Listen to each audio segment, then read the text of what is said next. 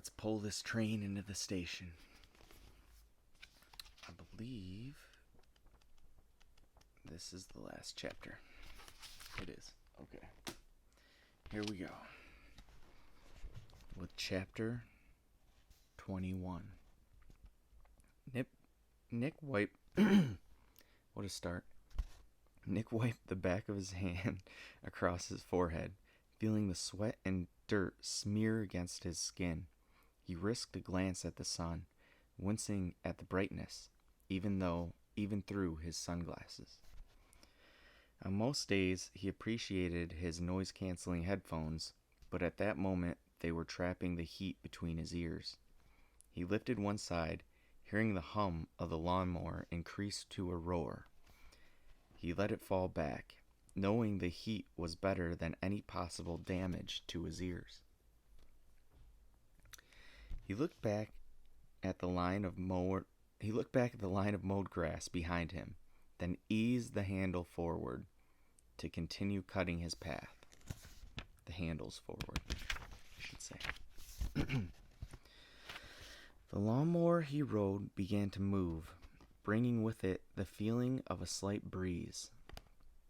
He'd been zigzagging his way up and down this stranger's yard for almost 10 minutes, cutting neat rows of grass. He still had at least 10 minutes of cutting to go before the yard would be finished. His clothes were sticking to the wetness of his skin, and he couldn't wait to be done. This was his last yard for the day, and a nice and cool swimming pool waited for him back home. When he finished the lawn, he pulled the mower up onto the trailer, then grabbed a weed whip. Moving as fast as he could without damaging the siding, he cut down the grass at the perimeter of the house. After that, he circled all the trees. With this complete, he was finally done for the day. Nick made sure that all of his equipment was secured, then went around and grabbed his 4 cameras. They were on tripods, capturing a time-lapse of his work from multiple angles. Once the cameras were loaded, he climbed into the cab of his truck and cranked the air conditioning. As was still his habit, Nick opened his phone and checked his YouTube analytics.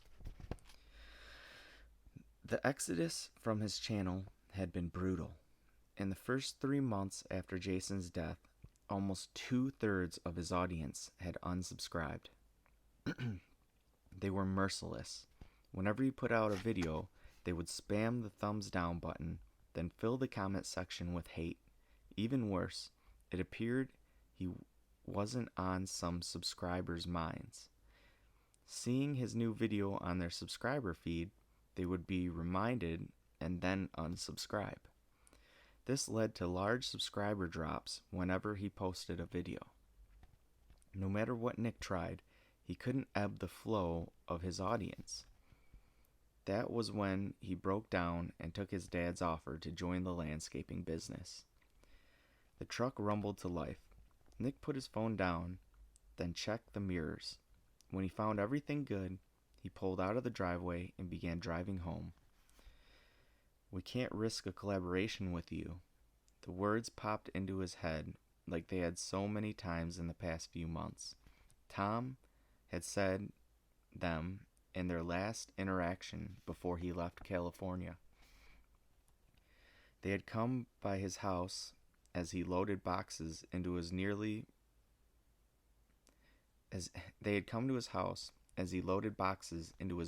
bought station wagon.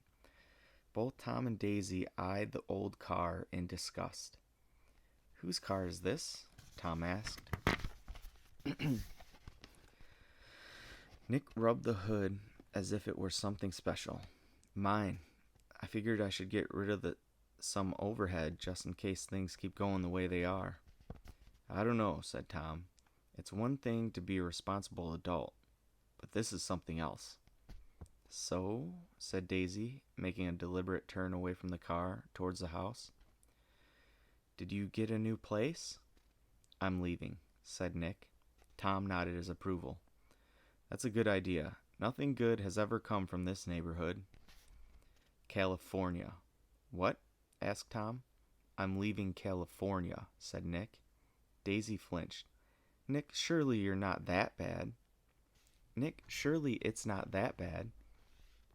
It is for me, said Nick. Move closer to us, Tom suggested. It's a better part of town. You'll have a far healthier lifestyle. I'm gonna pass, said Nick. He loaded the last box that would fit into his car. With that, he felt ready to begin the long trek home. He hoped the old station wagon wouldn't break down along the way. Come on, Nick, said Tom. Now isn't the time to run away. Nick slammed the trunk, then turned to give them his full attention. I'm not running anywhere. In fact, I think I ran away a long time ago. Now, I'm just going back. Don't be ridiculous. Don't be ridiculous, said Daisy.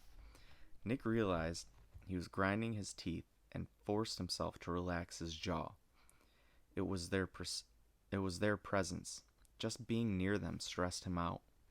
After everything that happened, their actions destroyed another person's life while they pretended to be innocent. I don't belong here, he said. Nonsense, said Tom. Look at how much you've done out here. How much I've done out here? Nick repeated. What exactly is that? Tom made a face thinking about it. You grew a massive YouTube channel. You bought a car most people can only dream about, while still being able to buy almost anything you want. And sold out my old best friend, Nick cut in. Failed to stop any new best friends from killing himself, lied, and helped people cheat. Sold out my old best friend. Failed to stop my new best friend from killing himself, lied, helped people cheat. It was Daisy's turn to cut in. Are you all moved out? If there's anything heavy, I'm sure Tom can help. I think I've been helped enough, said Nick. He took a deep breath, growing more tired of them being around. He debated flat out telling them to leave. You know, said Tom, with all your subscribers leaving, it's too bad we can't make a video to try and stop it. Maybe we'll be able to in the future, but for now, we can't risk collaborating with you. What? Nick snapped, wheeling on him. You can't risk collaborating? What makes you think I would ever collaborate with you? You're two horrible people.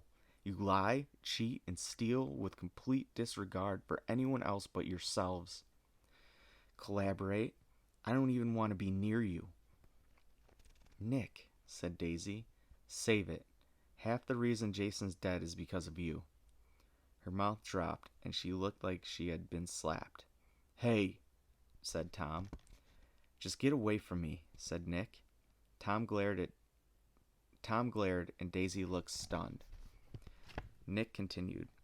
Shouldn't you two be out looking for someone new to cheat on each other with anyway? For a moment, he thought Tom might punch him. Instead, he told Daisy they were leaving and headed for the driver's side of his car. For a moment, Daisy reached out for Nick. She soon saw the look he gave her and drew her hand back. Get, said Nick, and she did. A car honked, snapping Nick out of his memory. The traffic light in front of him was green. For how long, he didn't know. Another 5 miles down the road, Nick pulled up to the front of a small ranch home. He grabbed an envelope out from the center console and hopped out of the trunk. He jogged up to the house and knocked on the door. A few moments later, an older man came and answered. Nick, is that you? Said the man. Hey, Chuck, said Nick. I hope I didn't miss your Goodwill run this week. Oh, no, said Chuck. We're going tomorrow. They said they need toilet paper and shoes. Nick held out the envelope. Here's my contribution. Chuck took the envelope and opened it. He ran his thumb across the stack of money inside.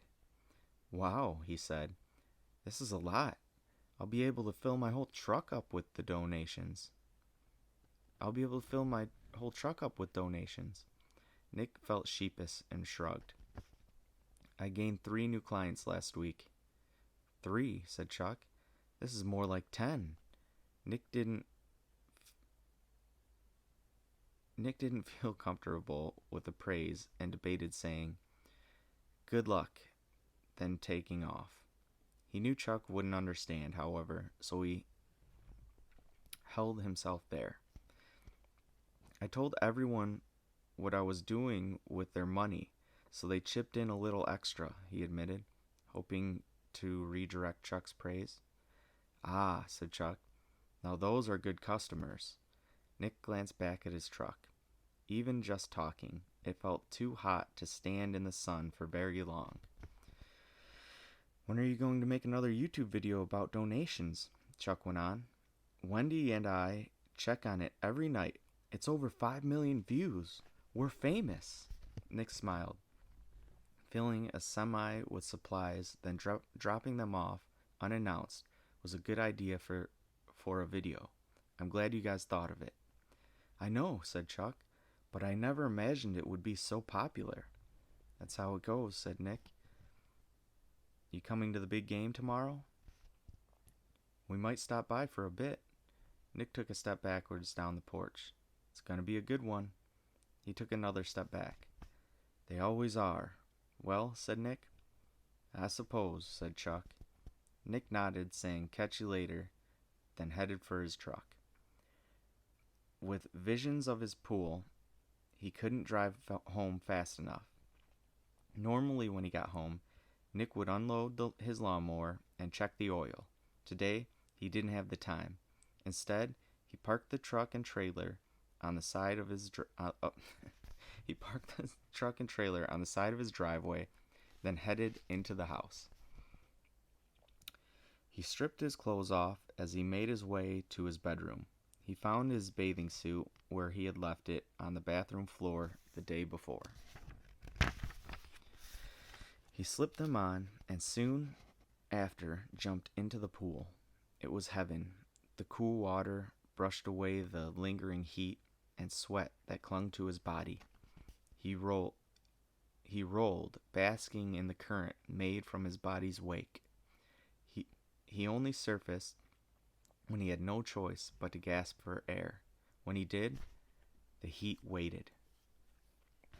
When he was finally satisfied, he hopped over the ledge of the pool and grabbed his towel. He checked his phone and realized he was late. Still shirtless and clinging to his towel, Nick raced into the house. He ran to his computer, typed in the password, and logged onto the video chat that was waiting for him. There he is, announced a familiar voice. It was Mr. Big Lion, one of the most recent rising stars in the YouTube community. You cut it close. We almost had to forfeit you, he continued. Are you ready? Ready as I'll ever be, said Nick. Next to Mr. Big Lion, a window popped up with a live feed of Teddy. Teddy smiled when he saw Nick. What's up, buddy? He said, tilting his head towards the camera. Nick smiled back. You ready to go down? Not today, said Teddy, lifting his fist at the camera. Nick made the same gesture. Winner takes all. You go on. Shoot. Winner takes all. You go on, shoot. Mr. Big Lion continued. Here we go. Rock, paper, scissors, shoot.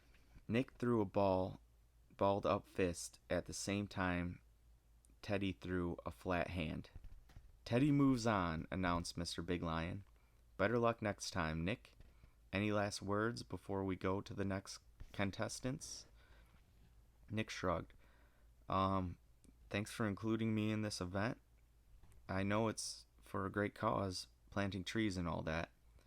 Teddy, represent the hometown. It's all on you now. Teddy saluted him. I'll do my best. You coming on my podcast soon? You know it, said Nick. With that, the connection cut off, and Nick stared at a blank page. He shut off his computer and headed to the living room with his towel. He felt happy to have seen Teddy. Their friendship still wasn't the same, but they had come together and apologized for the way they had treated each other. Teddy agreed to come hang out the next time he was in town. Nick looked forward to it. Nick went to the back window and looked over his property.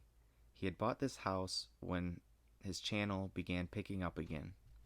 After the mass exodus of subscribers, George Wilson, the lifestyle YouTuber Jordan had introduced him to, contacted him. Nick's interaction that day at the diner sparked his channel back to life and gave it a second chance. He wanted to repay Nick by doing another controversial interview, this time with Nick as the social pariah. "Tell me your story," he said at the beginning of the interview. Nick stared back at the computer screen, at the man recording him from the other side of the country. "It all started when my best friend and I decided to drive to California." He did his best to tell the story whilst not incriminating anyone. His hope was to redeem everyone as victims of a freak accident. If he accomplished that, he didn't know. What he did know was that the first day in a long time, he didn't lose subscribers. Over the following months, he began making calmer videos about his everyday life. The bedrock of his loyal fans were uncovered, and the channel began to grow again. Nick eventually felt comfortable enough to purchase his home. What he hadn't expected was for his mortgage payment to be so cheap, at almost 4 times the size, with property beyond comparison. It was slightly less than he had been paying for rent in California. It was quite a satisfying bargain. The next morning was Saturday. Nick woke up early and got into his truck. He drove to the old baseball field by his parents' neighborhood. He spent the morning mowing down all the weeds and making sure the field looked good. By noon, more people were showing up. A few kids on bicycles at first.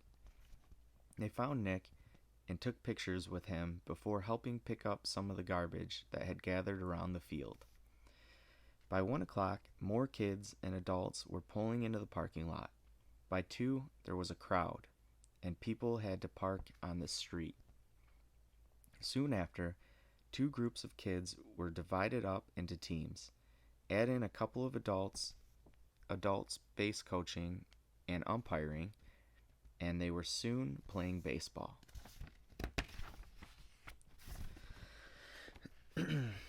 Nick listened to the metallic ting of the bat and felt the nostalgia the noise brought back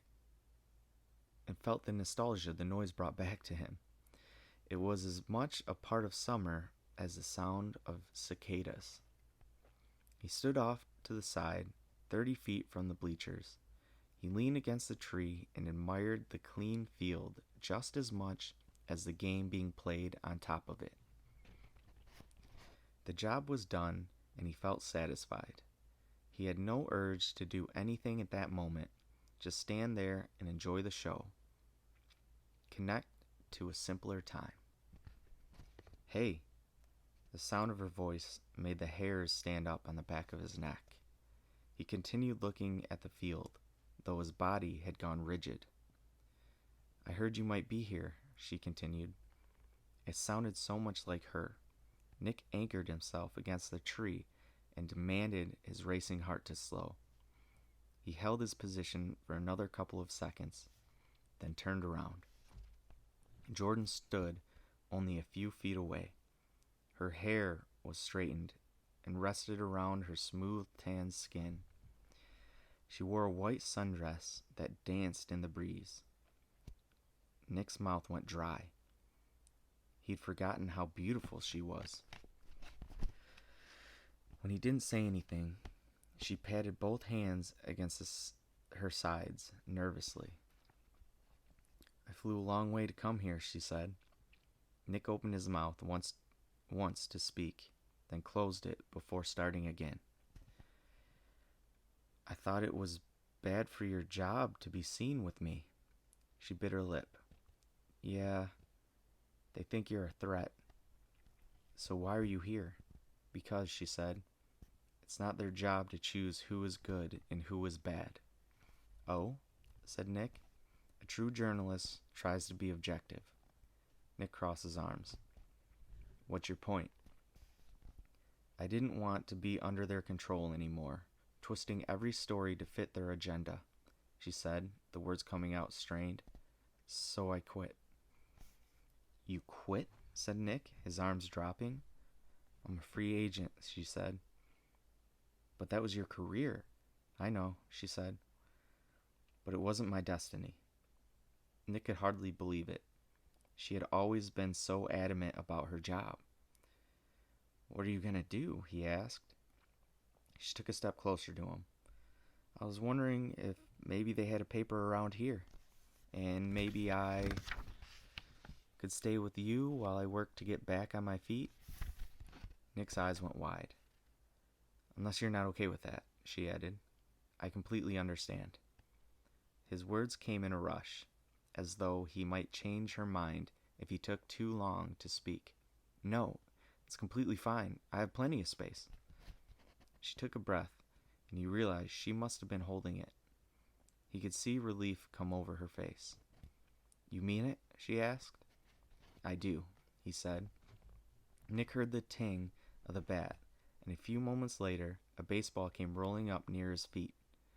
Foul ball, shouted one of the umpires. Nick bent down, scooped up the ball, and threw it to the pitcher. Want to watch the game with me? He asked, turning his attention back to Jordan. Jordan smiled. I'd love to.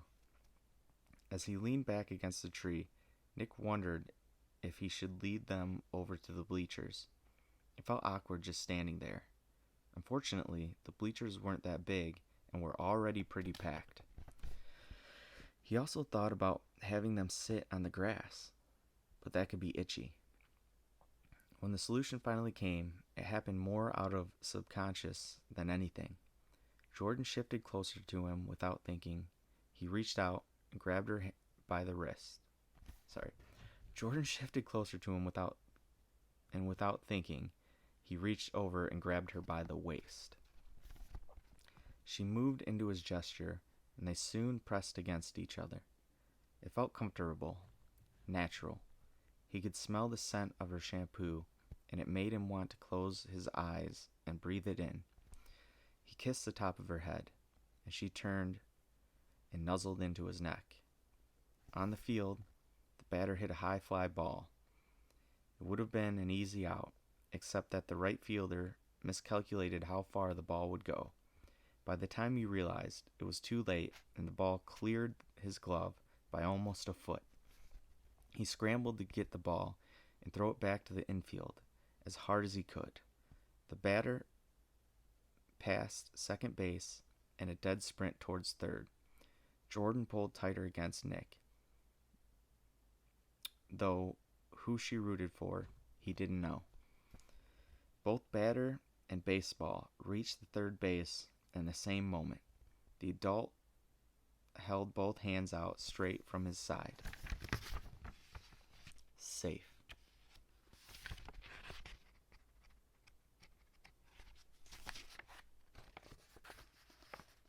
Safe. Thus concludes The Great Influencer. What do you think? Was it like The Great Gatsby? It was a tragedy, but I think it had a happy ending. All right. Peace out.